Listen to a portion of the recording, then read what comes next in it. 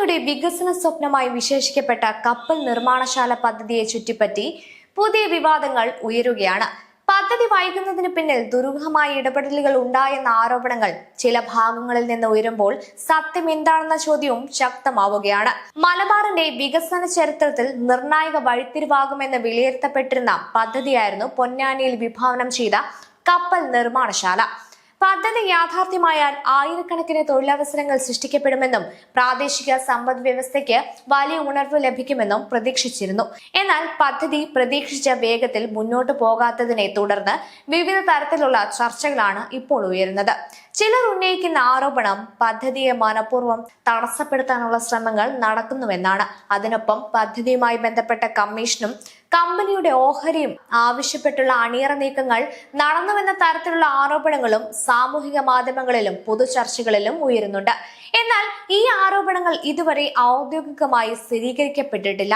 ബന്ധപ്പെട്ട വ്യക്തികളുടെയോ സ്ഥാപനങ്ങളുടെയോ ഭാഗത്തു നിന്ന് ഇക്കാര്യത്തിൽ ഔദ്യോഗിക പ്രതികരണവും പുറത്തു വന്നിട്ടില്ല.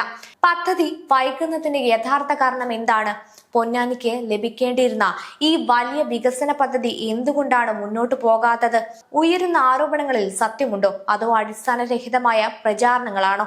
ഈ വിഷയത്തിൽ സർക്കാർ, ബന്ധപ്പെട്ട വകുപ്പുകൾ, പദ്ധതി നടപ്പാക്കുന്ന കമ്പനി എന്നിവ വ്യക്തത വരുത്തണമെന്നാണ് പലരും ആവശ്യപ്പെടുന്നത്. പൊന്നാനിയുടെ വ്യവസായ വളർച്ചയ്ക്കും യുവാക്കളുടെ തൊഴിൽ സാധ്യതകൾ വർദ്ധിപ്പിക്കാനും സഹായിക്കുന്ന പദ്ധതി എന്ന നിലയിലാണ് കപ്പൽ നിർമ്മാണശാലയെ വിലയിരുത്തിയിരിക്കുന്നത്.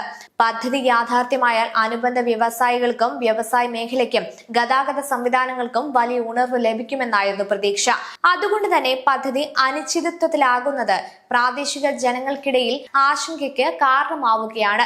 പൊന്നാനിയുടെ വികസനത്തിൽ നിർണായകമാകുമെന്ന് വിലയിരുത്തപ്പെടുന്ന ഈ പദ്ധതിയെ സംബന്ധിച്ച എല്ലാ സംശയങ്ങൾക്കും വ്യക്തമായ മറുപടി ലഭിക്കണമെന്ന ആവശ്യം ശക്തമാവുകയാണ്. അതേസമയം പദ്ധതിയെക്കുറിച്ച് ഉയരുന്ന ആരോപണങ്ങളിൽ ബന്ധപ്പെട്ട എല്ലാ വിഭാഗങ്ങളും വ്യക്തത വരുത്തുകയും ഔദ്യോഗിക വിവരങ്ങൾ പുറത്തുവിടുകയും ചെയ്യേണ്ടത് അനിവാര്യമാണെന്ന് പൊതുജനാഭിപ്രായവും ഉയരുന്നുണ്ട്.